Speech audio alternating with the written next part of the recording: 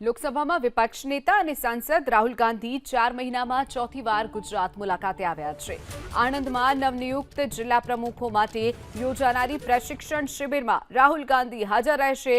આ પ્રશિક્ષણ શિબિરમાં કોંગ્રેસના રાષ્ટ્રીય અધ્યક્ષ મલ્લિકાર્જુન ખડગે, સંગઠન મહામંત્રી કેસી વેણુગોપાલ, પ્રદેશ સંગઠન પ્રભારી મુકુલ વાસનિક સહિત કોંગ્રેસના સ્થાનિક નેતાઓ ઉપસ્થિત રહેવાના છે।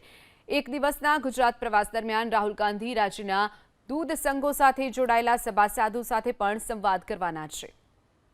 વધુ વિગતો સાથે સંવાદદાતા હિરેન રાજ્યગુરુ આપણી સાથે જોડાઈ ગયા છે। હિરેન, 4 મહિનામાં ચોથી વખત રાહુલ ગાંધી ગુજરાતની મુલાકાતે આવ્યા છે અને આણંદમાં આજે જે જિલ્લા પ્રમુખો છે તેમની સાથે શિબિરમાં ભાગ લેવાના છે। શું વિગતો?